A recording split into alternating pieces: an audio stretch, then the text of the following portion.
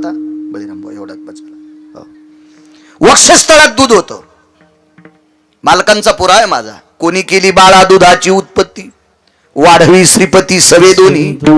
मातेच्या पोटात बाळाची वाढ होत असते आणि जसं जसं बाळ वाढेल तसं तसं या पवित्र देशाच्या माऊलीच्या हृदय कमळामध्ये वक्षस्थळामध्ये त्याच्यासाठी अमृत वाढत असते, अमृत वाढत असते. पण जोपर्यंत ब्रह्मांडाचा मालक आहे, काय शरीरात व्याधी असेल, शरीरात एक अडचण होती, व्याधी होती, आजार होता. म्हणून सोयराबाईंना दुग्धाच्या ग्रंथी कमी होत्या. मी काही डॉक्टर नाही, पण वाचून सांगतोय. मी भोजेकर बाबा ऐकून फक्त 6च लोकांचं सांगितलं. त्याच्यापैकी वैकुंठवासी नामनिष्ठ माधव महाराज मगर एक, सूरज खेडकर आणि अजून 5 लोक. 7व्या माणसाचं मी कधीच ऐकून सांगत नाही. जरी ऐकलं असेल तर पाहतो हे खरं आहे का, नाही तर आपण त्याचं ऐकून सांगावं आणि एखाद्याने विचारावं बाळू हे कशात लिहिलेले, धोतर पिवळं होईल ना. ते बोलायचं नाही, अद्याप नाही. तुम्हाला एक सांगू, मोटरसायकलचा ड्रायव्हर चुकला 2 मरतेत, जीपचा ड्रायव्हर चुकला 10 मरतेत, एसटीचा ड्रायव्हर चुकला 55 मरतेत, रेल्वेचा चुकला 1000 मरतेल, वक्ता चुकला कोटी मरतेत. वारकरी संप्रदायाच्या वक्त्यांनी एखादा पुरावा देत असताना मनानं बोलणं, मनाचा पुरावा देणं. गाईचं मांस खाल्लं इतकं पाप आहे. गौमास हा समम पाप हा. मनानं नाही सांगायचं एखादा पुरावा, शास्त्र आहे त्याच्या पाठीमाग. जोपर्यंत मालक आहेत तिथं स्त्रीच्या रूपात, तोपर्यंत काय कमी असेल हो. कृपा कटाक्षेने हवी, पाहिल्याबरोबर बघायचं काम नाही. पण 28व्या दिवशी चोखोबारायचं घर सुटल्याबरोबर बाईच्या अंतकरणातले विकार जागे झाले आणि दुग्धाच्या ग्रंथी संपल्या. टेहा टेहा टेहा टेहा टेहा टेहा. 28व्या दिवशी पोरगं वरडायला लागलं, नाही तर टुनटुनीत होतं, गुबगुबीत. 28व्या दिवशी दुपारी मात्र त्याचा चेहरा काळवणला. सकाळपासून देवानं घरातून बाहेर पाऊल काढला की त्याच्या आईच्या वक्षस्थळात दुधाचा एक थेंब सुद्धा आला नाही. त्वचा काळपट पडू लागली, डोळे थिजू लागले, मुठी वळू लागलं, हातपाय आखडू लागलं. मालकाला आनंद वाटला, मुलगा झालाय. एक बोलू मालक, सकाळपासून बाळाला पाजण्यासाठी काहीच नाही. का ग 27 दिवस काय पाजलंस? वक्षस्थळात दूध होतं, पण वंश गेल्यापासून वक्षस्थळातलं दूध संपलं, लक्ष्मी निघून गेली. लक्ष्मीचा मालकच तिथं होता, दूध संपलंय मालक वक्षस्थळातलं. परिस्थिती इतकी नाजूक होती महाराज. एकेकाळी जातीय पगडा इतका विचित्र झालेला होता, इतका विचित्र झालेला होता. त्या काळात विशिष्ट प्रकारच्या लोकांना कोणाच्या दारात जाणं परवानगी नव्हती. चोखोबराय नाल्या उपसायचं काम करायचे, गल्ल्या झाडायचं काम करायची, तुमची आमची मेलेली जनावरं बाहेर नेऊन टाकायची आणि तुमच्या आमच्या मुलामुलींच्या लग्नातल्या कार्यक्रमातलं जळतण सरपण 2.5 किलोच्या कुऱ्हाडीनं या पिंजरा हलायचा, त्यांचा फासोळ्याचा पिंजरा हलायचा आणि खंटाळ लाकडं फोडून आपल्यासाठी स्वयंपाकासाठी इंधन तयार करायची. ही कामं माझ्या चोखोबरायची होती. आणि 4थं काम होतं, चोखोबरायला गौंडी काम येत होतं, बांधकाम सुद्धा करायचे. त्या बांधकाम करत असतानाच मृत्यू पावला, मंगळवेड्याची भिंत बांधत असताना. असा निष्काम साधू, पवित्र साधू, प्रसादात जन्माला आलेला साधू. चोखोबारायचा जन्म प्रसादातला आहे. चोखोबारायचे आजोबा रानोबा नावाची व्यक्ती एका श्रीमंत माणसाची आंब्याची डाल घेऊन जायची पंढरपूरला. आता चोखोबारायची समाधी आहे, त्या समाधीच्या अलीकडे डाल ठेवायची, पुजाऱ्याला आवाज द्यायचा, त्या आंब्याच्या डालीवर पाणी टाकायचं ना आंबे धुवून पुजाऱ्यांमधात न्यायचे. चोखोबारायचे वडील शूद्र होते म्हणून, चोखोबारायचे वडील शूद्र होते म्हणून. सांगा एक मुद्दा, एकादशी कोणाचे लोक धरतात? हिंदूचे का मुसलमानाचे? हिंदूचे. आणि केळी सफरचंद कोणी किती आहे? मग एखाद्या केळात एकादशीच्या दिवशी 17 भाई निघला का?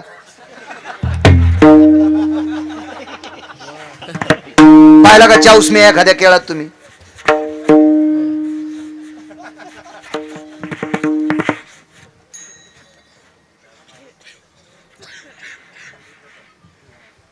चला, चोखोबाराने आणलेली आंब्याची डाल धुवून नेत होते. किती निषेध असेल.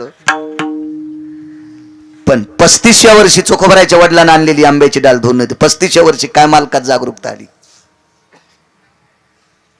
एव्हा वरून वैभव दिसते म्हणून मोठं नाही म्हणायचं.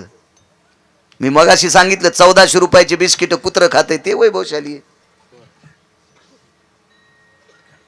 1,28,00,000ची गाडी. मी काल वारीला गेलो, आमच्या ड्रायव्हरचा उसला अवघड चालू होती म्हणून मी रेल्वेने गेलो, चांगल्या डब्यात बसून गेलो तुमच्याच पैशावर.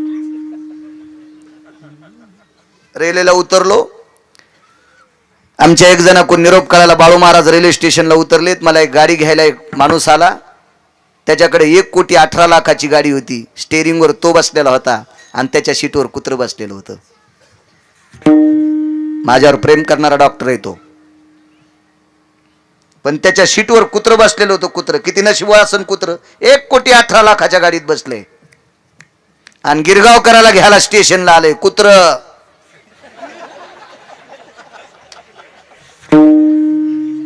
1,18,00,000 रुपये खर्चणाऱ्या 2 पायाच्या कुत्र्याला अक्कल नाही 4 पायाचं कुत्र कुठं बसवा. मला पाहिलं तरी कुत्र सरकत नव्हतं. मी मागच्या सीटवर बसलो. कुत्र्यानं उलट काच खाली केल्याच्या नंतर दोन्ही बाहेर काढले. मला पाहिलं जीभ बाहेर काढलं. त्याची इच्छा होती याचा गाल चाटावा, पण मी त्याच्या मालकासारखा हरामखोर नव्हतो कुत्र्याच्या जवळ गाल न्यायला. अरे लय लोक कुत्रे श्रीमंत आहेत. कुत्रे कोणालाही श्रीमंत म्हण जाऊ नका. माणसं 4-2 लाखाच्या गाडीत बसले म्हणजे काय एवढं तुम्हाला असा गागा येतो त्याचा. हे लयच मोठा आहे नका म्हण जाऊ कोणाला मोठे. हे फसफस केलेले आंबे कुठे दिसत असते, काय नसते त्याचा. इजाळलेले आंबे असतात, लोणचं होईन, आंबिलं होईन, तकू होईन आणि माछ घालावं तर रस होईन. असं बळबळ जाऊ नका, बळबळ जाऊ नका. काय नसतं त्याच्यात. बाबा पान केवढ्या गाडीत आली मग का आता दे तू जीव त्याच्या गाडी खाली. हा लोकांचा भाव मोठं दिसलं की त्याला मोठं म्हणायचं. ते चोखोबराचे वडील सामान्य 35 वर्ष सेवा केली. पुजाऱ्याला किती आदर असावा. आदरच नाही, आदरच नाही, आदरच नाही. पण 35व्या वर्षी चमत्कार घडला. डाल सोडल्याच्या नंतर एक आंबा चोकल्याला निघला, अर्धात चोकल्याला. बांधलं रानूबाला रात्रभर. रात्री 1 वाजता पुजाऱ्याच्या स्वप्नात विटेवरचे मालक आले. हे पुजाऱ्या, आंबा रानूबान नाही चोकला, मी चोकलाय आणि राहिलेला अर्धा आंबा तू नाही खाचा, रानूबाला देऊन टाक. कष्टा सुटोस तर लटवाय लटन, कष्टा सुटोस तर पुजारी गेलं आणि रानूबाच्या चरणावर डोकं ठेवलं. चोखोबराच्या वडिलाच्या विटेवरच्या मालकाचा संदेश आंबा तुम्हाला. वंजळीत आंबा घेतला. काय निष्ठा मालकाच्या प्रसादावर, किती निष्ठा प्रभूच्या प्रसादावर, किती निष्ठा विटेवरच्या मालकाच्या प्रसादावर. बिना चंद्रभागेच्या कडीला जोडा काढून ठेवला, तसाच ठेवला. घरी पळत गेले आणि पत्नीला सांगितलं, लक्ष्मी मालकाचे दात आणि ओढ जीभ लागलेला प्रसाद आहे विटेवरच्या मालकाचा, धर तुला. पत्नीला दिला. झालेल्या मुलाचं नाव ठेवलं चोखोबा. आंबा चोखून खाल्ला होता, मुलाचं नाव ठेवलं चोखोबा. अशा प्रसादातले चोखोबा आहे. पण त्या काळात तुमच्या माझ्यासारखी भडवे त्यांना जवळ येऊ देत नव्हती. तुका म्हणे नाही जाती सवे काम, ज्याचे मुखी नाम तोची धन्य. सांगा एखादी जात आहे का त्या जातीत दारू पित नाहीत.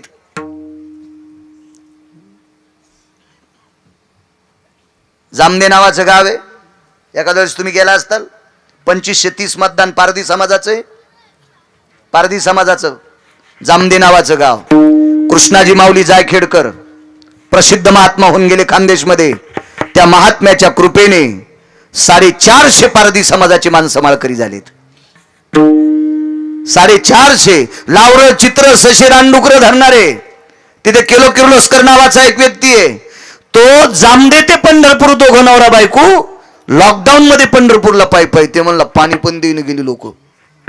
मी पंढरपूर मध्ये आल्यावर पाहिलं त्यांना असं पाय खोड्याच्या नंतर एखाद्या लसणाच्या काचुळ्या निघावत अशा पायाच्या काचुळ्या निघत होत्या. पारधी समाजाचा माणूस पारधी. दोघं नवरा बायको वड्या खोड्याचं पाणी पित पंढरपूरला गेले. काय कोणाला नाव ठेवता. हे पात्रता नाही आपली दुसऱ्याला नाव ठेवण्याची. दुसऱ्याच्या अंतकरणातला सद्भाव बघत जा. लोकांना शिव्या द्यायची आपल्यात पात्रता नाही. मी चांगला आणि मोहा चांगला आणि दुसरे खराब आहेत का हरामखोरा. विठाला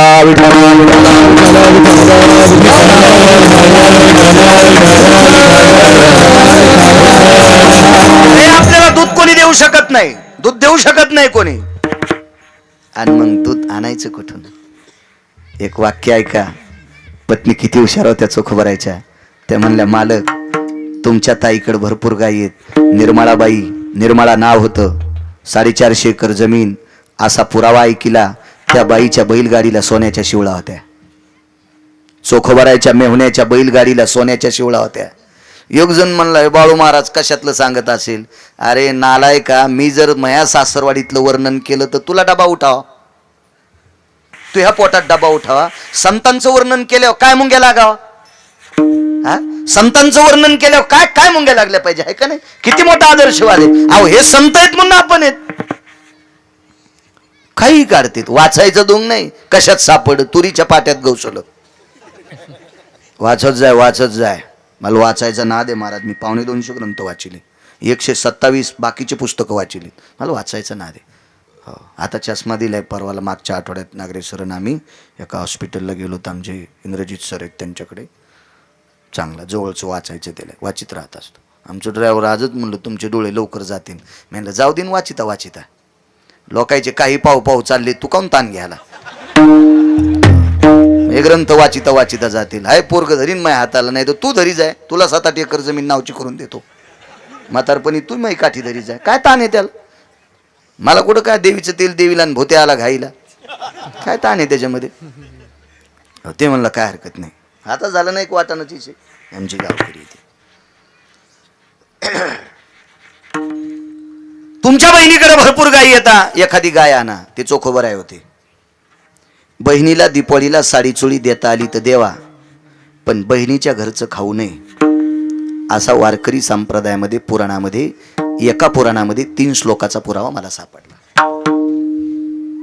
बहिणीचं खाऊ नये. पण बाई किती हुशार होत्या. बहिणीची गाय आणा, पैसे नाहीत म्हणून विकत घेता येत नाही. पैसे नाहीत म्हणून विकत घेता येत नाही. आणि तुमच्या बहिणीच्या गाईचं दूध फुकट खायचं नाही. सध्या गाईची सेवा महाराष्ट्राच्या मातीमध्ये मी 2500 गोशाळेमध्ये बाहेरून संदेश ऐकला. बाहेरून मला एकही गोशाळावाला भेटला नाही की तो म्हणला नाही की मला पाचपोर बाबांना निधी दिला नाही. माझ्या पाहण्यात जेवढ्या गोशाळा आल्या, मी 3793 गावं. तुमच्या गावातलं आजू पहिलं कीर्तन आहे का? दुसरे? मग तुमचं गाव नकोय. 3793 गाव पाहिले.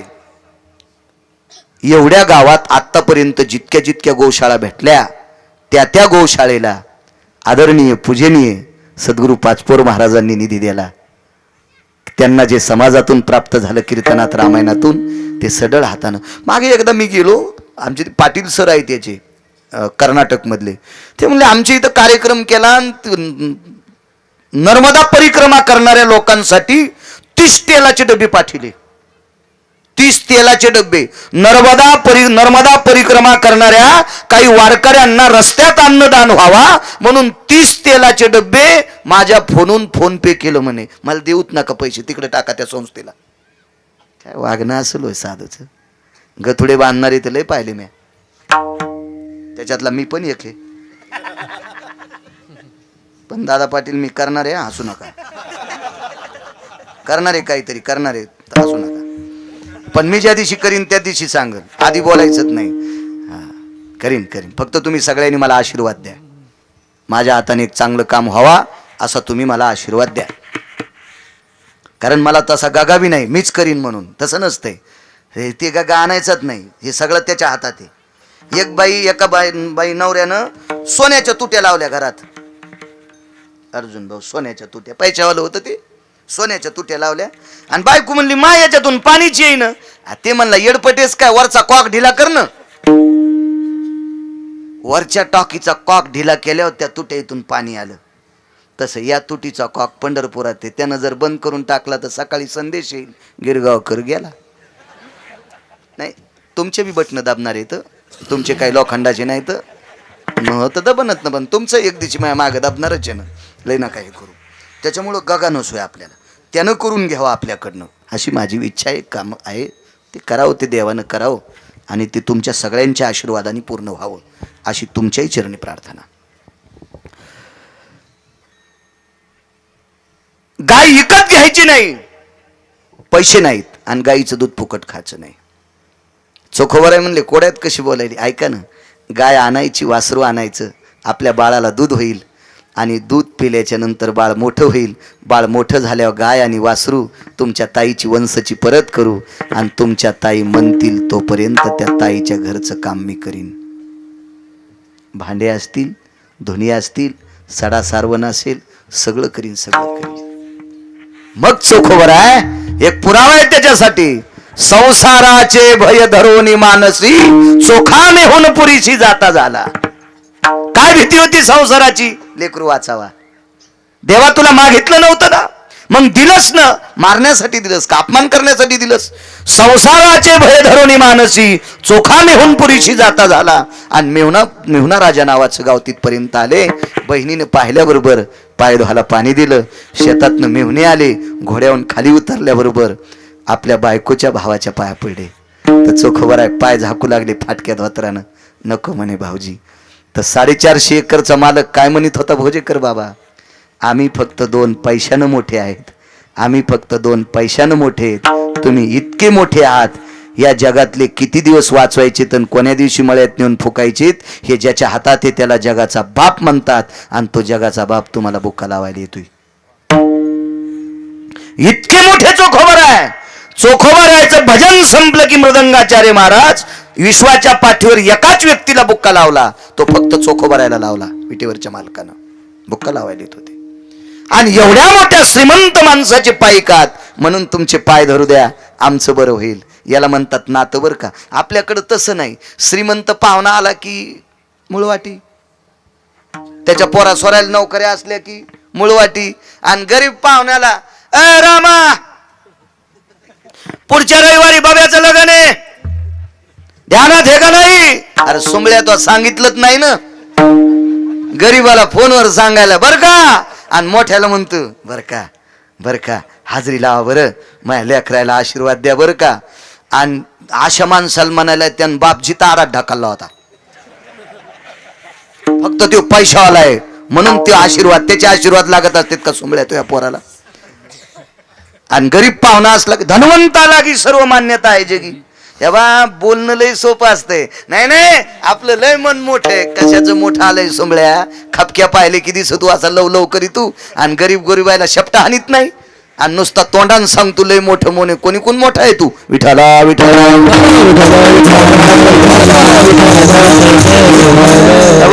चोखोबराला पाचट नव्हती, उसाची पाचट देत नव्हते. पाचट मेलेल्या जनावराचं चामडं काढायचं, जनावर पुरून टाकायचं, ते चामडं रंगवायचं, आणि रंगवलेलं चामडं झोपड्यावर टाकलं, त्याच्यात संसार केला. आणि विटेवरच्या मालकाचं भोजेकर बाबा भजन केलं. आणि तशा परिस्थितीत राहणारा सोन्याच्या शिवळा बैलगाडीला असलेला मेहुणा साष्टांग दंडोत घालीत होता. याला म्हणायचं पारख, याला म्हणायचं पारख. गरीब असेल, आचरणशील असेल, त्याच्या छातीला छाती लावा. रक्ताच्या नात्याचा असेल, भडवा असेल, त्याच्या लांब पावला लांबून जा. काय करायची श्रीमंती त्याची? काय करायची? काय करायची? एका गावात गेलो, म्हणले यायला मालक म्हणतात. म्हणलो काऊन? यायला 900 एकर जमीन आहे, सप्त्यात पट्टी, रुपया देत नाहीत.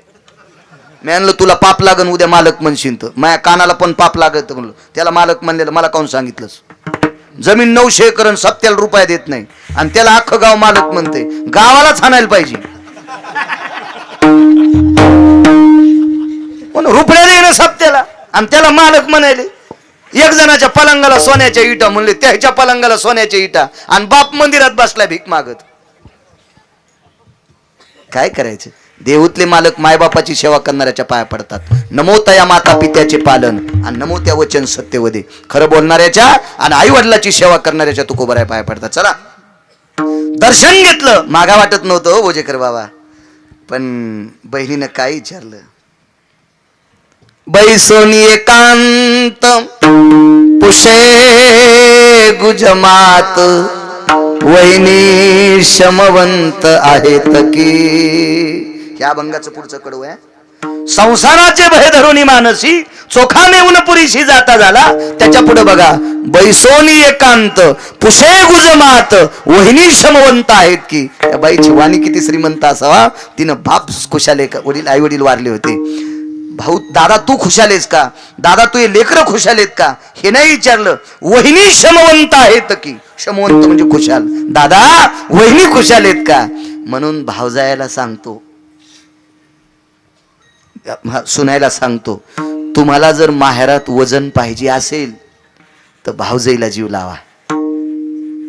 जर तुम्हाला भारीची साडी नाही तिनं नेशिली तर मला गिरगावचा बाळू म्हणू नका. पण तुम्ही करतात काय माहितीये का, भावाला जीव लावतात. बाई दादा कायच खराब दिसायलाच बापा, लग्न झालं तवा हातीच्या पिल्यावानी दिसत होतास, आणि काही वहिनी तू या पदरात पडली, माय मेलेल्या वघारावानी तू गुडघ्याला गुडघे घासायलेत.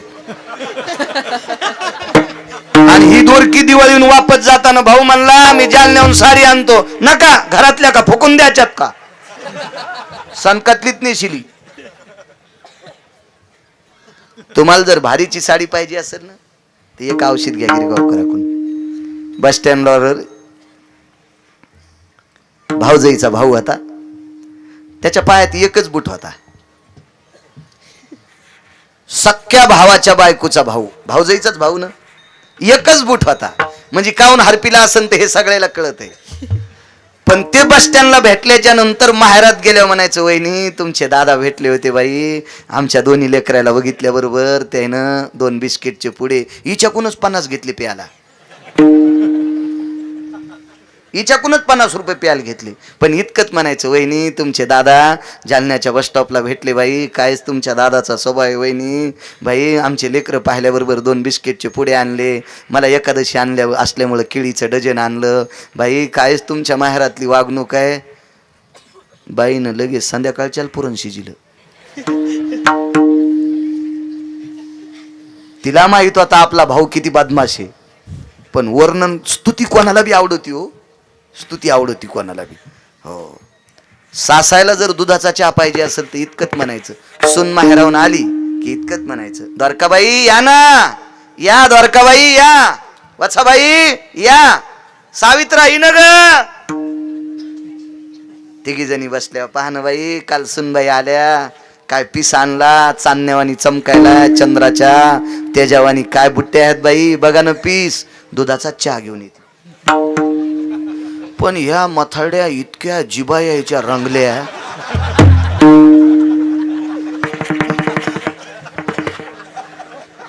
येड्यावणीच करायला त्या मथाऱ्या. इन द्वारका ए मंजुळा इन आली न काल दिवाळीहून, आणलं टाकणं टाकायला धुडक, तिनं दूध सांडून दिलं काळाच्या आणला. आपल्या तोंडावे माय सगळं, आपल्या जिभेत आहे. आपण चांगलं वागायचं, चांगलं बोलायचं, विश्व आपल्यावर प्रेम करते, काय ताण नाही. आणि जिथं कडक बोलायचं तिथं कोणाच्या बापाला भ्यायचं बी नाही, काय नाही भ्यायचं कोणाच्या बापाला. ठाम बोलायचं, खरं बोलायचं, कडक बोलायचं. ताई सगळे खुशालेत, तुला भाचा झालाय पण दूध नाही. डमणी झोपली, डमणी झोपली, डमणीत ढकलीत वासरू टाकलं, मागून ढकली असती ना त्याच्यात. जिंच्या पॅन्टेवाल्यांना डमणे माहित नाहीत. फार काय झालं तर तुम्ही रेंघ्या पाहिल्या असत्या, रेंघ्या डमण्या. ह्या गावातून माहेरातून मुलगी झाला, रेशमाच्या पडदाने असायच्या, इकून तक्के तिकून तक्के, येळूच्या कमट्याच्या, जास्त विदर्भात डमण्या. लोणारच्या यात्रेत, आपल्या सखाराम बाबाच्या यात्रेत डमण्या भेटायच्या, लोणीला सखाराम बाबाच्या लोणीच्या यात्रेत सुताडे भेटायचे. हो, अजून 2-2 म्हातारे मेले तरी त्याच्या नातवायला अजून सुताडे आहेच, असे सुताडे भेटायचे.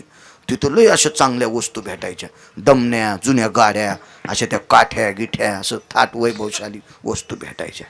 अशा डमण्या उग्या, ते घुंगरण ते थाटण गिटण मस्त असायचं. तुम्ही रेंग्या पाहिले, जाऊ द्या ते रेंग्याचं नाही सांगत, आता वेळ झाला ना.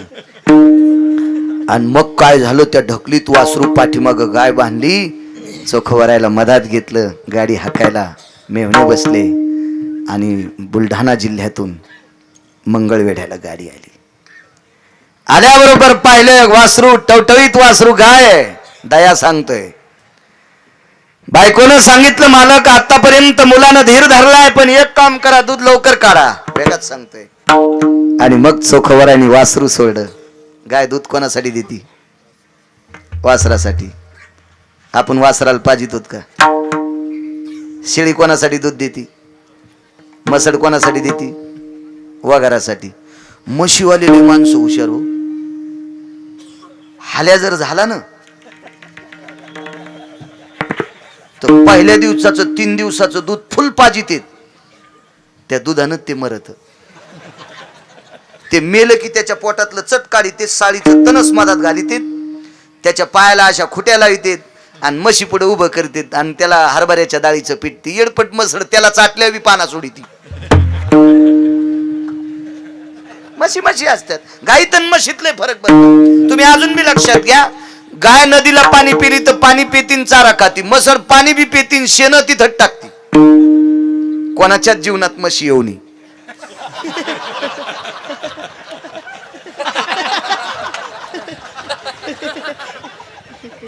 अर्थ आगाव घेऊ नका.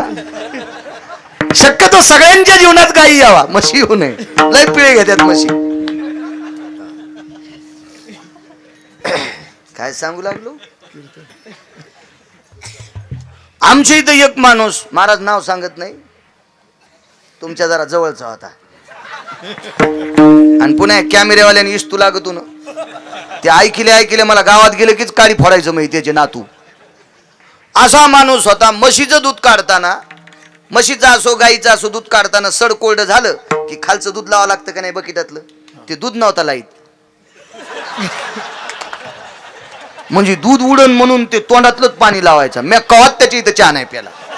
हा नगत म्हणलं अद्याप नाही, ते तोंडातलं पाणी लाईत होता. हे काय दया करणार आहे तो? काय दया करणार? शेळ्या पाळणार तो इतके बहादर बापा ते शेळीला 2 पिले झाले की डाला असती, डाला खाली पिले आणि डालावर पुन्हा फुटकं जात. त्या डालावर फुटकं जात आणि मग शेळी रानातून आली की तिच्या कासात दूध असते. टिक्यान गलुली, तिच्या पिल्याचं नाव टिक्या म्हणजे बोकड्या आणि गलुली म्हणजे पाठ. टिक्यान गलुली म्हणली, टिक्या दादा पान आईला किती दूध आलंय. तर टिक्या म्हणला, मालकीन सोडीन तर आईचं दूध पिता येईन. मालकीन म्हणजे शेळी पाळणारी. तिने शेळी बांधली तर टिक्याला वाटलं आता डालावरचा दगड काढून आम्हाला दोघायला सोडती का नाही. ती मधात गेली आणि ढवळा तांब्या आणला. आणि शेळीचा पाय मेचकीत दाबला. मी उभा असतो तर लय सांगितलं असतं खास, पण समजून घ्या तुम्ही, त्याच्यातले पोटकिडे येत. शेळीचा पायाचा मेचकीत दाबला आणि चट दूध काढ. येईन गेल्यावर पुन्हा खालून दानका हाणला आणि चट पिळून घेतलं. मग टिक्यान गलुली सोडे. आता काय राखेल पेतीन का ते? आणि पुन्हा म्हणतो आपण निष्ठावंत वारकरी, शेपुड्या पिळायलाच रक्ता सगट आणि पुन्हा वारकरी म्हणतो सोंबळ्या. वासरू सोड भोजेकर बाबा, वासरू सोडल्या बरोबर तानयाची लागता झटी. पाना सुटला आणि वासरू आखडत असताना दोरी गळ्याला घासली आणि तोंडातलं दूध बाहेर आलं.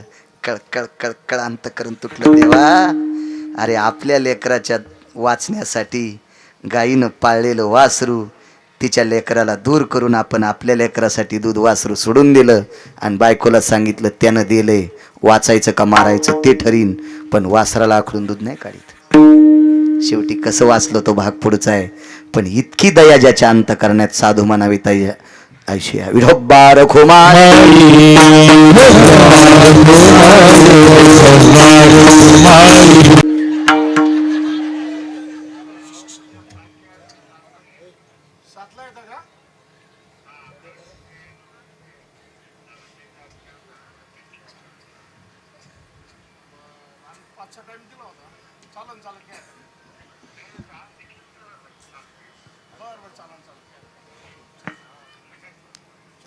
विढला विढला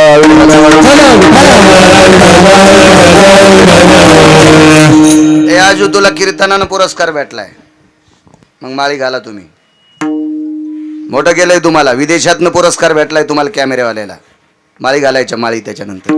याचा आपल्या संप्रदायात ज्याला मुलगी झाली असेल त्यानं 5वीच्या दिवशी माळ घालायची, भजन ठेवायचं, भजनी बोलवायची, 5वीचं भजन ठेवायचं. पश्चिम महाराष्ट्रात ती पद्धत आहे.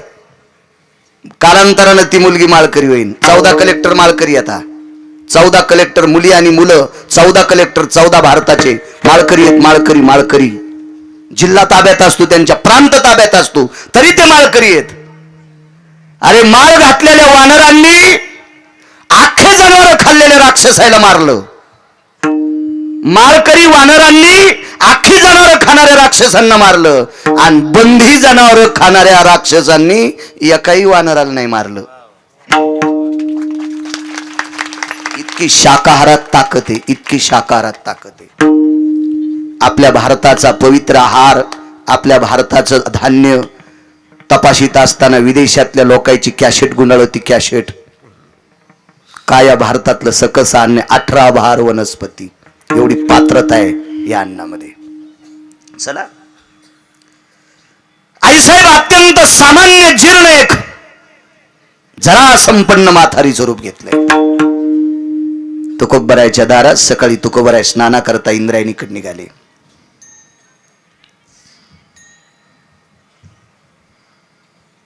धर्मपत्नीचं स्नान आटपलं होतं, जिजाबाईंचं.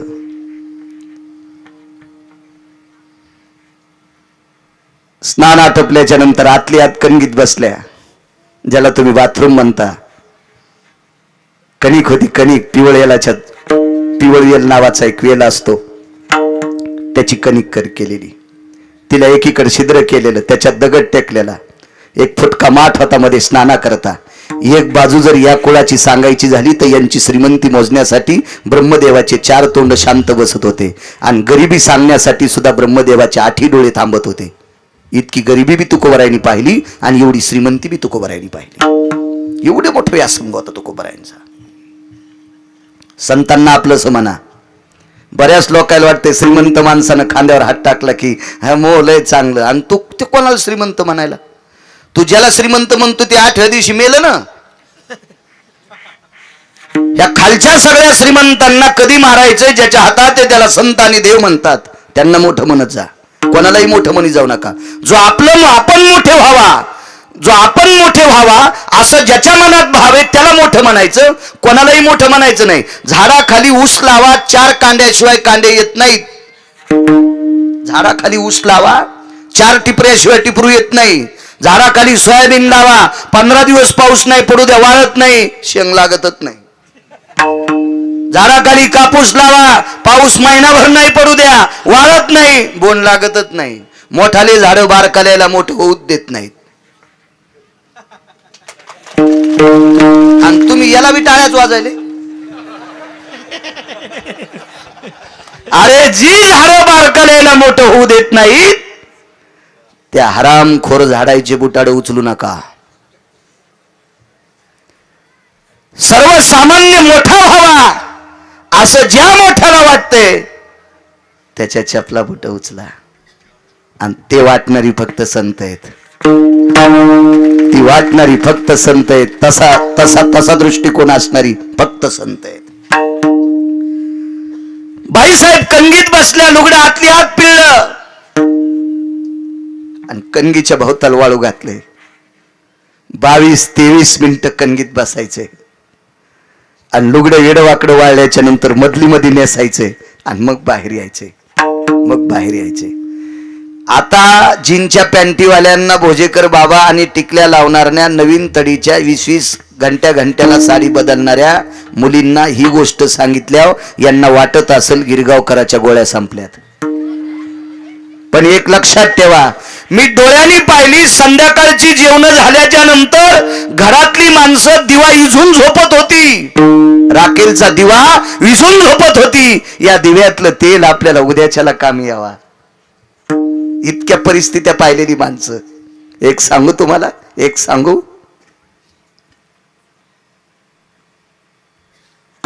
परवाला एक माऊली भेटली. त्या बाईचे 2 मुलं नायब तहसीलदार झाले. मुलगी एडीआय झाली, शैक्षणिक क्षेत्रातली काय एडीआय. त्या बाईला म्हणलं, बाई किती चांगलं झालं. ती म्हणली, महाराज आम्ही 2 जावा होतो, एके दिवशी हात लावायचा नव्हता. म्हणून लुगडं वाळत घातलं आणि लुगडं वाळूपर्यंत मी चादर नेसून बसले घरात. चादर चादर चादर अंगावर घेतलं आणि लुगडं वाळेपर्यंत ती घरात बसली. इतकी परिस्थिती मागच्या लोकांनी पाहिली. म्हणून अशा सासू सासऱ्याला टायमाला भाकरी देत जा. कीर्तनकाराला नाही चहा पाजला तरी हरकत नाही, पण ज्या सासू सासऱ्यांचं आपल्यासाठी योगदान आहे त्यांना भाकरी देत जा, त्यांना भाकरी देत जा. आम्हाला काय कोणी देते, काय ताण घेऊ नका. त्याचा आदर्श ठेवा. त्या सासू सासऱ्याला बाजूला काढी, तीन नवऱ्याला घेऊन दोनच तोंडन खिचडीन बोंड बनती, झोपीत भिताड पडन अंगाव.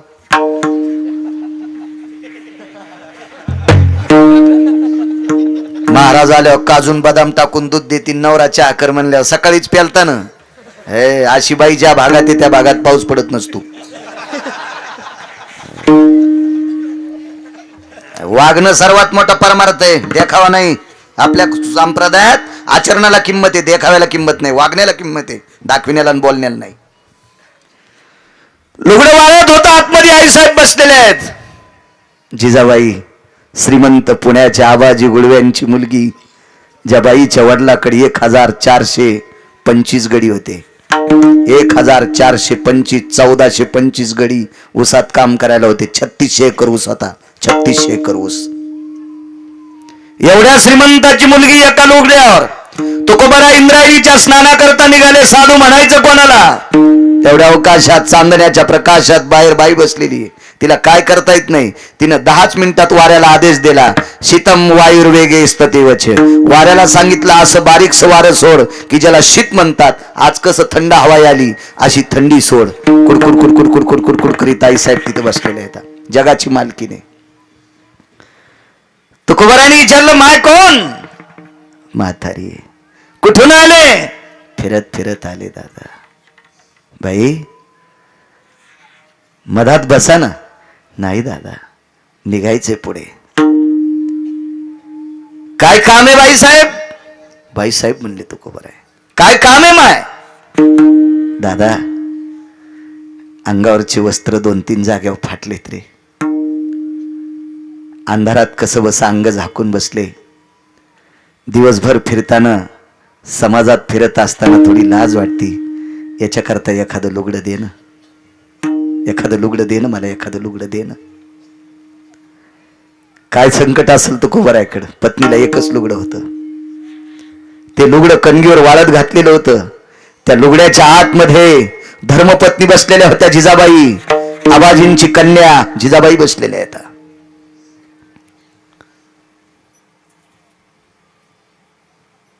हात जोडे माय,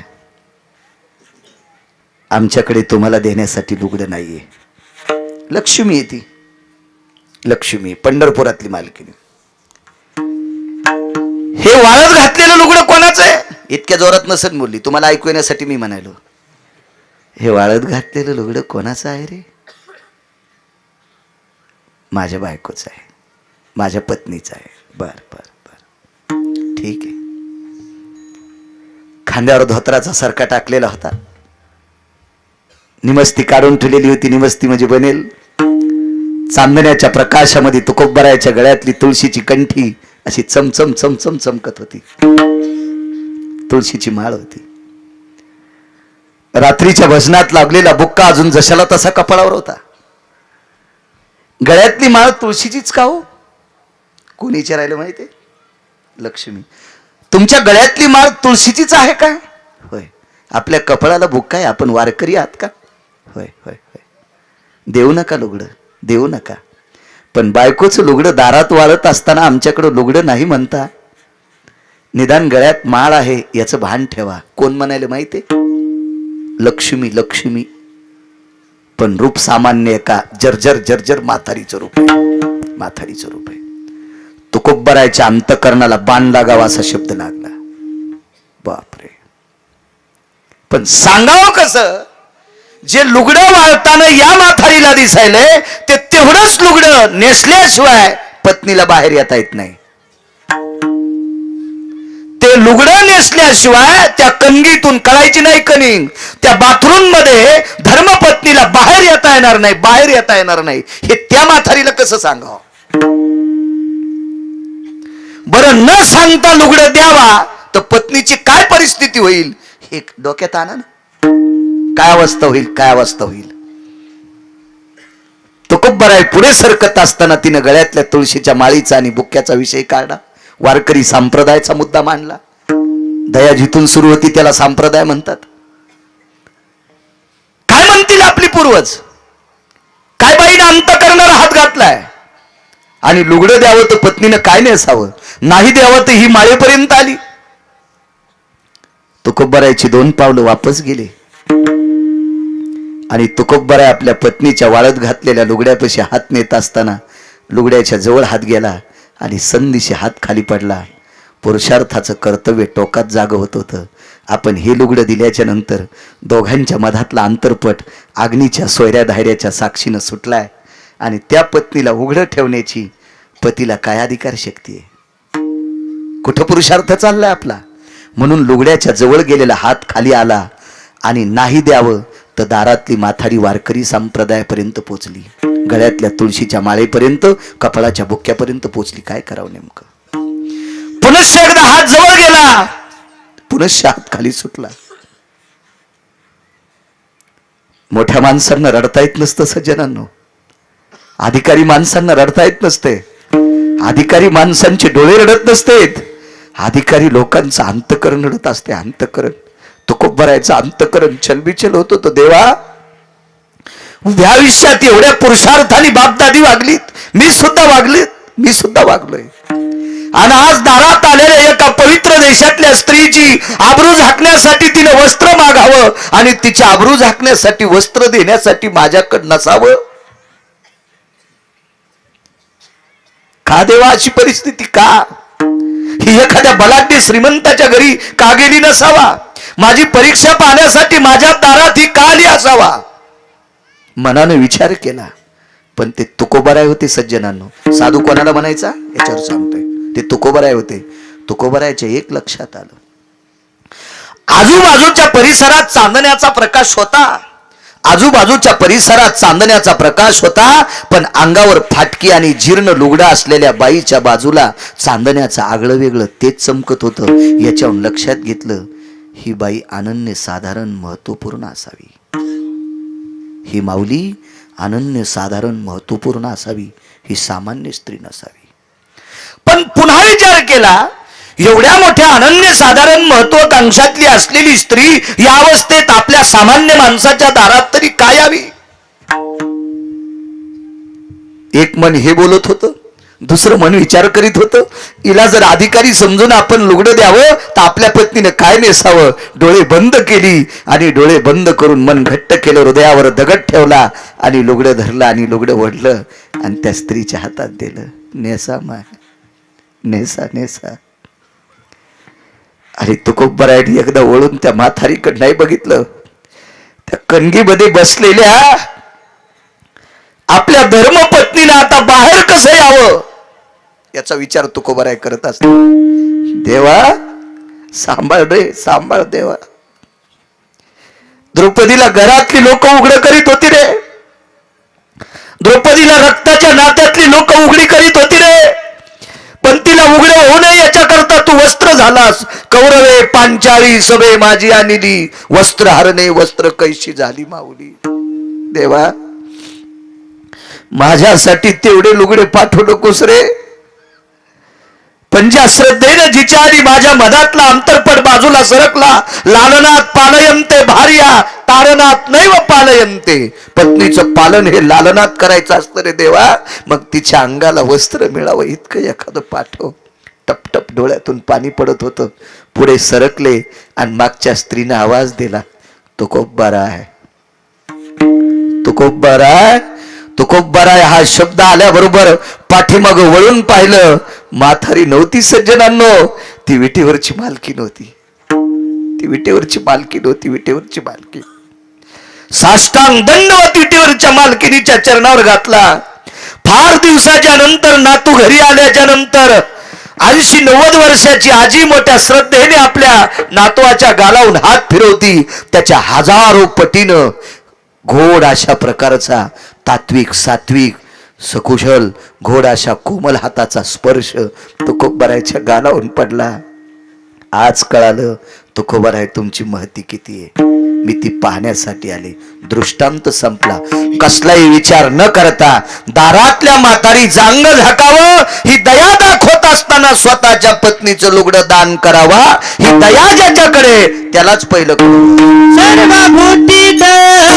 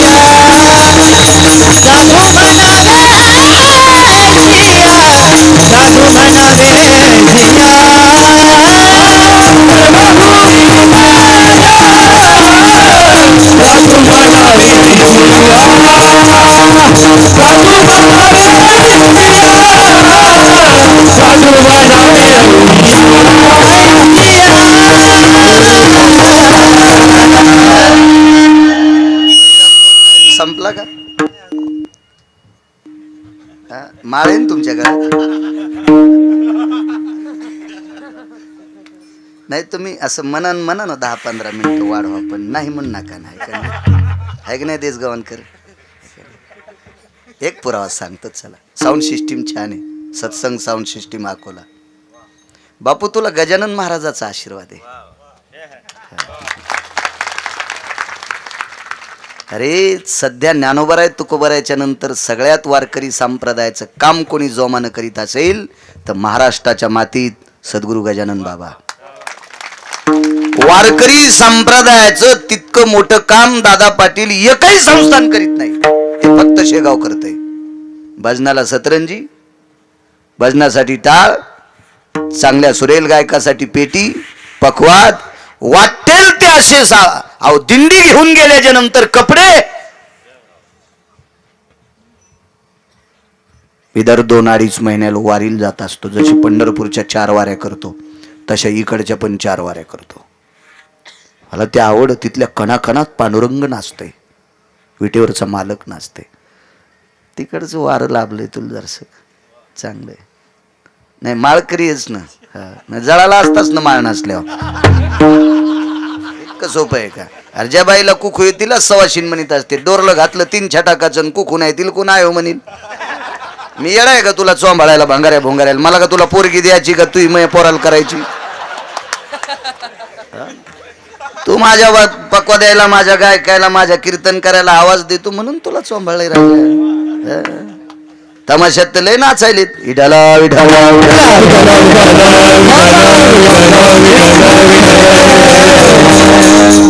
थोडी चांगली. अशा माणसांसाठी बोललं पाहिजे. मस्त छान आवाज देणारा माणूस आहे. एक पुरावा सांगतो बळीराम बुवा, पुन्हा नका. कारण काय होतंय थंडीचे दिवस आहेत, कोणाला शुगर असती अशोकांना लघुशंका अडचण असते कोणाला, त्याच्यामुळं फार काही बोलणं नको जास्त. बैल किती महागायचे असावं, आपला बांधाला की आहोत आकडावा. एक पुरावा सांगतो दयेच्या बाबतीत. माझी चोखोबर आहे, प्रवासात आहेत. प्रवासातून घरी आले आणि घरी आल्याच्या नंतर धर्मपत्नीने आपली व्यथा सांगितली, मालक पुढच्या महिन्यात बाळाला जन्म द्यायचा आहे, पुढच्या महिन्यात बाळाला जन्म द्यायचा आहे. ठीक आहे, काही हरकत नाही. आणि कर्मधर्म संयोगाने माझ्या श्रीमंत श्री चोखोबरायला एक पुत्ररत्न झालं.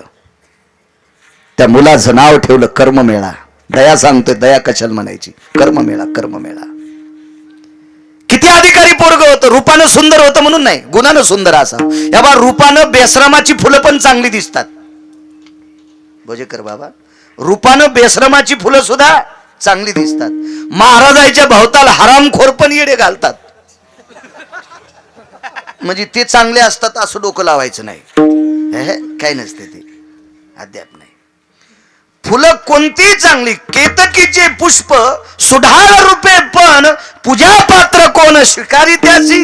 केतकीचं फुल दिसायला सुढाळ दिसते, पण आई साहेबांनी पूजा केली, पिंडावर फुल टाकलं, त्या दिवसपासून ते फुल बेईमान झालं. सीतेनं फुल टाकलं होतं पिंडावर, त्या दिवसपासून केतकीचं फुल तुच्छ. बेसरामाचं फुल दिसायला सुंदर, हे सुगंध नाही त्याला. लेकरं दिसायला सुंदर आहेत, गुणानं गोड असावा.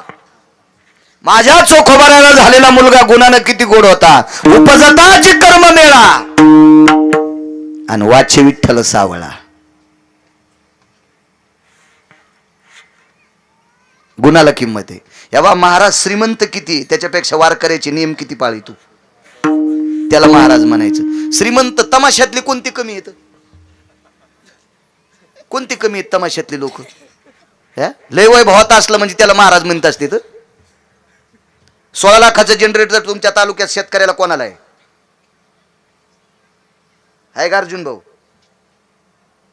फकरू महाराज आपल्या तालुक्यात नाही. 16 लाखाचं जनरेटर भोजेकर बाबा, आणि जनरेटर ठोला 24 लाखाचा ट्रक लोकनाट्यवाल्याला आहे. लोकनाट्यवाले तुमची ग्रामपंचायतची लाईन घेत नाही, ती कवा जातीन कवा येते. त्याच्या चालू गाण्यात जर लाईन गेली तर खालून बुटाडा आणतील. मी काय लोकनाट्य पाहिले नाही, पण पाहणारे किती उलथले ते पाहिले. हो, 2.25 एकरवाला आमच्या शेजारचा माणूस मंदिराच्या बाजूला पडलेले दहिले ओढीत होता. दहिले आमच्याकडे ओढून टाकलेल्या बिडीच्या दोंडकाला दहिले म्हणतात. हे त्या नादानच. मग 16.5 लाखाचं जनरेटर लोकनाट्यवाले वापरीते, जनरेटर ठोला 24 लाखाचं ट्रक वापरीते. मग एखादा महाराज मोठ्या गाडीत आला म्हणजे लयच मोठा असतो का तो, वागतो किती चांगलं, वारकरी संप्रदायाचे नियम किती पाळतो, त्याला म्हणायचं साधू.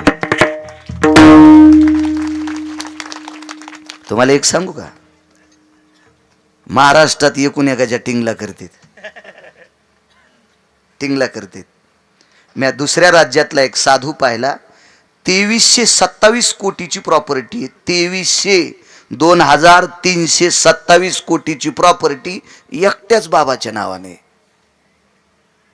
आपल्या महाराष्ट्रातले 400-200 महाराज एका चपक्यात गुंडाळीत येते, एका चपक्यात.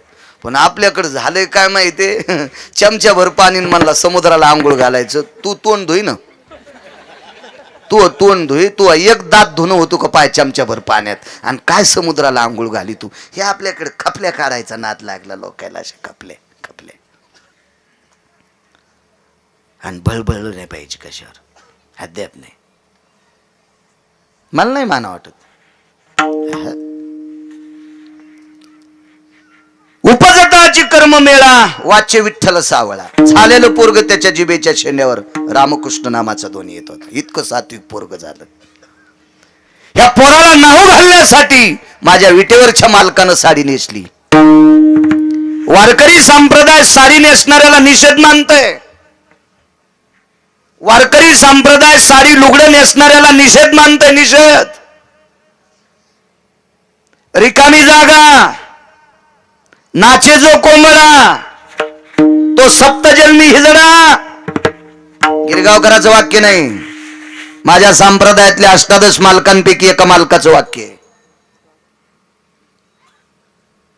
आणि ती साडी, ते लुगडं माझ्या विटेवरच्या मालकाने एका वारकऱ्याच्या बायकोची प्रसूती करत असताना नेसलंय. सांगा, गायनिक बायका असतात त्या त्यांच्या अंगावर कपडे असते स्त्रीचे, ठीक आहे, पण एखादा जर पुरुष गायनिक असेल, पुरुष डिलिव्हरीत प्रसूती तज्ञ असेल, तर त्याला सांगितलं, बाबा तुझ्या भावजाईचं बाळंतपण करायचे, तिला लाज वाटते, तू 5 मिनिटं भावजाईचं बाळंतपण करताना लुगडं नेसतो का? नेसल का डॉक्टर? तो नाही नेसू शकणार, नाही नेसू शकणार. पण एका वारकऱ्याच्या पत्नीचं बाळंतपण करण्यासाठी 27 दिवस लुगडं. चोखोबाची बहीण झाला सारंगधर, वैनी उघडा दार हाका मारी. मला दया सांगायची, दया दया दया दया.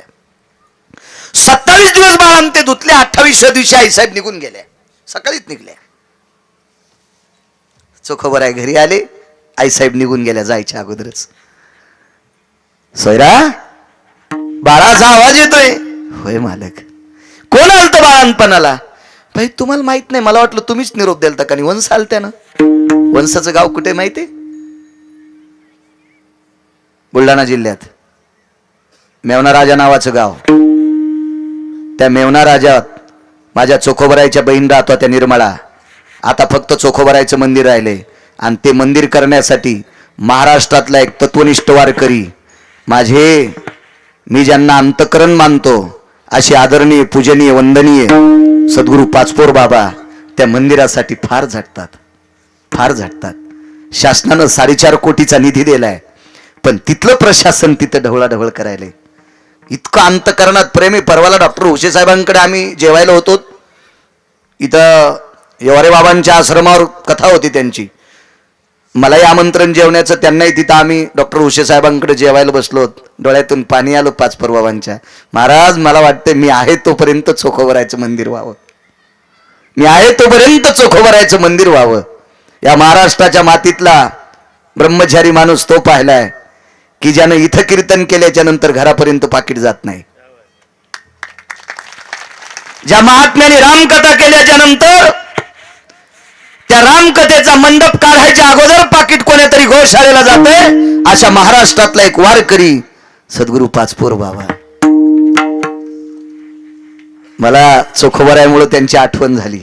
चोखोबरायमुळे मेवना राजा नावाचं गाव, तिथं बहीण राहती चोखोबरायची. आणि चोखोबरायने विचारलं, बुलढाण्यातून सोलापूर जिल्ह्यात ताई आलीच कशी? माझा तर निरोप नाही. आणि मग लक्षात आलं, हे सगळं विटेवरच्या मालकानं केलं. भानगड ऐका आता, सर्वाभूती दया. जोपर्यंत देव आहे स्त्रीच्या रूपात, तोपर्यंत स्वैरा. एक मुद्दा मांडतो तुमच्या पुढे, मग अभंगावर येतो. ज्या नामनिष्ठ मुक्त कैवल्य सद्गुरू भगवान बाबांच्या उत्सवानिमित्त हा तुम्ही अध्यात्माचं सत्र, ज्ञानाचं सत्र, अन्नदानाचं सत्र तुम्ही प्रगट केलंय. हे साधू किती मोठे आहेत सांगू तुम्हाला. मी काल सुद्धा सांगितलं एका ठिकाणी. एक थोडासा मुद्दा मांडतो, एक बारीकसा, मग माझ्या अभंगावर येतोय. आमच्या मोरेगावला एक सप्ताह झाला. मला असं वाटतंय त्यावेळेला माझा जन्म नसेल,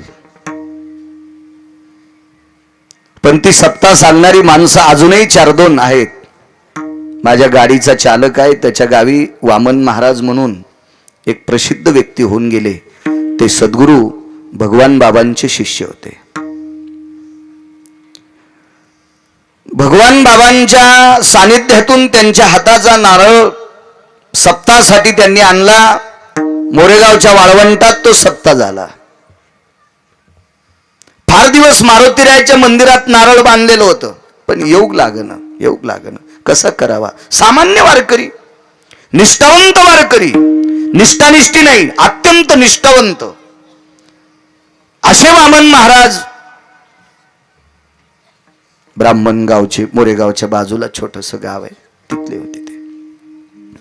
शेवटी पंचक्रोशीतली काही ठराविक माणसं एकत्रित केली आणि सांगितलं, अरे नारळ आणला एका सत्पुरुषाच्या हाताने. वैकुंठवासी नामनिष्ठ भगवान बाबाच्या हातानं स्पर्श झालेला तो नारळ आहे, ते श्रीफळ आहे, सप्त करायचं आहे.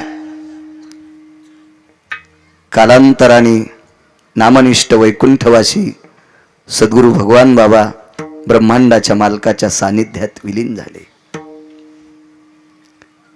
शेवटी योग आला महंत भीमसिंग बाबांचा आणि पाय धरले, बाबा सप्ताह करावा लागतोय. ठीक आहे, करा सुरू.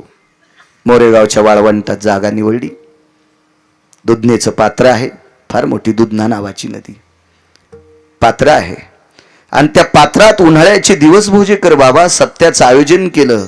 400 काठोटी होत्या भाकरी करण्यासाठी. 400 काठोट होती, 400.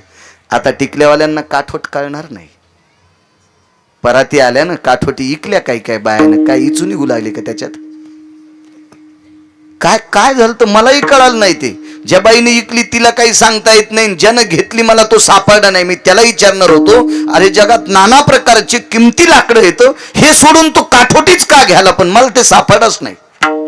नाहीत मी त्याला विचारलं असतं, त्याचा पिनाही पाडला असता, तर तुम्हाला सापडला नाही. तो 400 काठोटी होत्या. 200 काठोटी सकाळी पहाटे 5 वाजता 200 बायका चुलीवर बसायच्या. त्या उठल्याच्या नंतर पुन्हा 200 थकून जायच्या. 4-4 तास भाकरी करायच्या. चुली टेकलेल्या होत्या विटकरीच्या. त्या भाकरी अशा चुलीला भाजल्याच्या नंतर वाळूचा खडा त्या भाकरीला लागू नये याच्याकरता एका श्रीमंत माणसाच्या दुकानातले रिकामी झालेली तेलाचे डब्बे ते असे चिरले आणि त्या चुलीला खाली आथरले. काय नियोजन असेल, काय सप्ता तो. आणि एका माणसाला फक्त एकच भाकरी दिल्या जायची भोजेकर बाबा. 18चा पाटा होता गिरणीचा.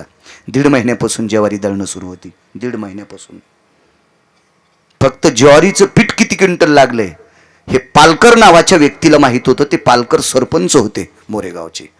आणि मी त्यांना विचारीन, पण मला जोपर्यंत कळतंय तोपर्यंत त्याच्या अगोदरच ते जात राहिले होते. त्याच्यामुळे किती क्विंटल ज्वारी दळली असं मला माहित नाही.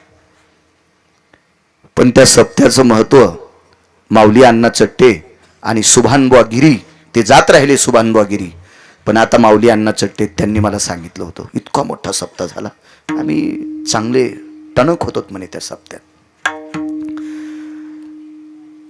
एका माणसाला एक भाकरी दिल्या जायची. पात्रावती भाकरी त्यानं कुस्करायची आणि आमटी त्या कुस्करणावर टाकायची, तेवढं ते चुरून खायचं, पोट भरायचं माणसाला. भाकरी अशी चांगली असायची ना, नैवेद्यासारखी नसायची, चांगली भाकरी असायची. हातावरली भाकरी जुन्या बाईने केलेली. गाथ्याचं भजन आटपलं, पंक्ती बसल्या, महिलांची पंगत संपली, पुरुषांची पंगत संपली. बऱ्यापैकी त्याच्यानंतरही 2-3 पंक्ती झाल्या. ज्या साधूचा तुम्ही उत्सव करता ते साधू किती टोकाचे आहेत आधी हे लक्षात घ्यायचा. त्या साधूचा अधिकार किती मोठा आहे हे ध्यानात ठेवत जा. कधी कधी काय होतं माहितीये का, उत्सव करताना माणसाला नुसता नाद असतो, नुसता नाद, त्या नादातच नाचतो. अरे ती व्यक्ती किती अधिकारी होती त्या व्यक्तीला डोक्यात घे, नुसता येडेवानी करू नको, लिंब फेकल्यावानी. अधिकारी किती होते भगवान बाबा. बघा बघा काय टोक असेल भक्तीचं त्यांचं. बऱ्यापैकी सर्व पंगती संपल्या आणि 400-450 संयोजक असतील. म्हणजे हे सगळ्यात शेवटच्या पंक्तीला जेवणारी माणसं 250, 300, 400 पर्यंत तेवढी संख्या. बरं सगळी लोक जेवल्याच्या नंतर ते जेवायचे. शेवटच्या पंक्तीला वैकुंठवासी नामनिष्ठ मुक्त कैवल्य महंत भीमसिंग बाबा जेवायचे. ते जेवत नव्हते अगोदर, सर्व समाज जेवल्याच्या नंतर. साधू त्याला म्हणायचे. पंक्ती बसणार. तेवढ्या अवकाशात शनिवारचा दिवस होता, शेलूचा बाजार आहे. काही अंतरावर तिथून शेलू आहे. तालुक्याचं गाव, मोठं मार्केट होतं, दाना मार्केट.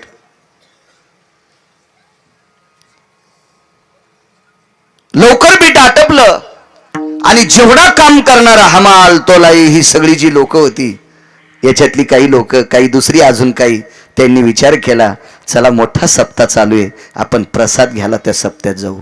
भोजेकर बाबा अन्नाचा दुष्काळ होता. फार परिस्थिती नाजूक होती, फार परिस्थिती नाजूक. मला काही जास्त वय झालं नाही, पण मी एक परिस्थिती पाहिलेली आहे. आमच्या गावात गुळाचा शिरा करायचे सप्त्याला. त्या शिऱ्याला 1.5 किलोला पावशेर तूप टाकायचे, 5 छटाक. 1.5 किलो पिठाला 5 छटाक तूप टाकायचे. नव्हतंच ना, मिळतच नव्हतं, परिस्थितीत नाजूक होती. पण एखाद्या माणसाला आग्रह केला आणि शिऱ्याची वडी पात्रावर उरली, त्याला जर नाही खाल्ली तर ती शिऱ्याची वडी आणि पात्र फेकून द्यायचे. माझ्या डोळ्यानं पाहिली परिस्थिती. त्या पात्रावर उरलेल्या वड्या एकीकडनं कुत्रे वडीत होते आणि एकीकडनं विशिष्ट प्रकारचे माणसं त्या वड्या जमा करीत होते. मी डोळ्यानं पाहिला तो दुष्काळ, डोळ्यानं. म्हणून जिनच्या पॅन्टीवाल्यानं जरा हिशोबात चाला. टिकल्यावाल्यानं संध्याकाळी कुकर केलेलं भाताचं पहाटा असं पालथं करी जाऊ नका. तुमच्या सासूनं, तुमच्या सासऱ्याने संध्याकाळचा भात सकाळी कांदा चिरून परतून डबल खाल्लाय म्हणून तुम्हाला गव्हाच्या मोरंड्या ठुल्यात. त्यानं जर ते भात फेकून द्याला असता ना तर तुम्हाला नाशिकला गटू उचलायला जावं लागलं असतं. गटू एव्हा मागची जो जाण ठेवतो का त्याला विश्व कशाचीच कमतरता भासू देत नाही. पण ज्याला मागची आठवण राहत नाही का, त्या भडव्याला कधी खड्डा येईल आणि कधी तो भडवा त्या बोकांडीवर पडल काही सांगता येत नाही त्याला. विठाला विठाला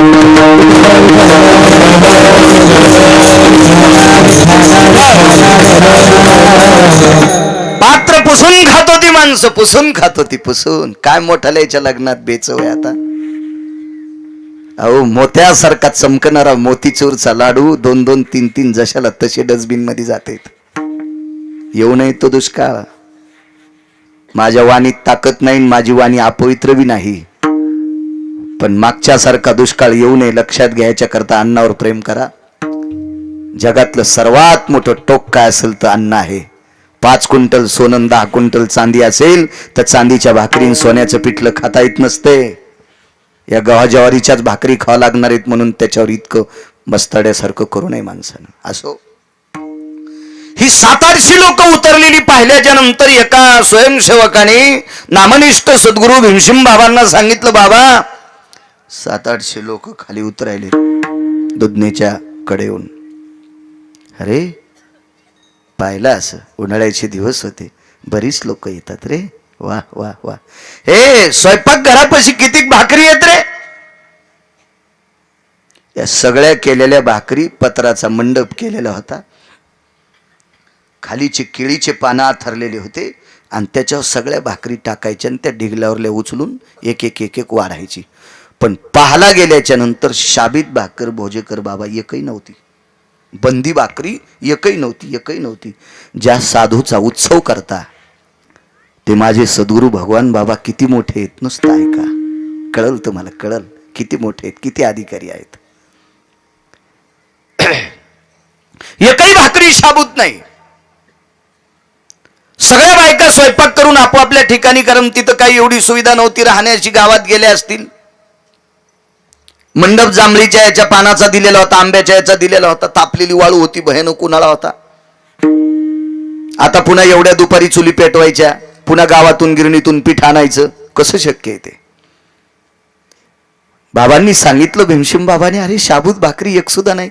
काही नाही म्हणले, सगळ्या भाकरीचा चुरा जर जमा केला तर आपण एवढे जण जेवतो, इतक्या भाकरीचा चुरा आहे. पण हे नवीन आलेली 700-800 माणसं जेवणं मात्र तेवढा आपल्याकडे स्वयंपाक नाही.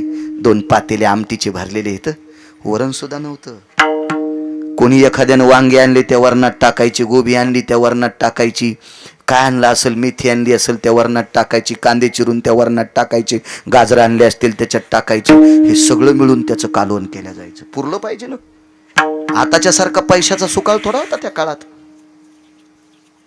माणसं उदार नव्हते असा विषय नाही, उदार अंतकरणाची माणसं होते, पण परिस्थित्या नाजूक होत्या. 1-2 पातेले आमटीचे भरलेले ती आपल्या लोकांना सगळ्यांना पुरण, पण या लोकांनाही ती आमटी पुरण, पण भाकरीची पंचायत आहे. बाबांनी पुन्हा सांगितलं, बघा रे एखादी शाबूत भाकरी आहे का. एक विवेक संपन्न विनेकरी होता, त्या वारकऱ्यानं सांगितलं, बाबा शाबूत भाकरी एकाच जागेवर टेकलेली आहे, तिथं ज्ञानोबा राहायचा, तुकोबा राहायचा, आणि वैकुंठवासी भगवान बाबाचा फोटो मांडलेला होता. या प्रतिमेच्या पुढे नैवेद्य म्हणून बंदी भाकरी टेकलेली आहे. जमलं म्हणले काम. तुम्ही काय काळजी करू नका, त्या माणसाला बसा पंक्तीला. कार्यकर्ते लोक म्हणले कस काय भीमशिंग बाबा बसवा म्हणते. 7-8 टोपली भरतील अशी मोठाली 4-4 पायल्याची टोपली भरतील असा भाकरीचा चोर आहे. हे 700-800 माणसं आहेत, आपण 200-400 येत. जाऊ द्या आपलं काही घरी जाऊन जीव, काय होईल ते करू, भात शिजिता येईल, काही करता येईल. पण ही 700-800 माणसं कशी जेवतील. पण आता तेवढ्या मोठ्या माणसाला विरोध करणं इतकं सोपं नव्हतं. बसा म्हणले, बसा. देवघर करीत होते. मला वाटतं इकून केलंय का नाही, इकून आहे ना. गर्दी असल्यामुळं मला जाता नाही आलं. मी काल लोटांगण घातलं होतं देवघरापाशी, इकून आणलं मला वाजीत नवरदेव आणले आणि. पण मी इथून लोटांगण घालतो.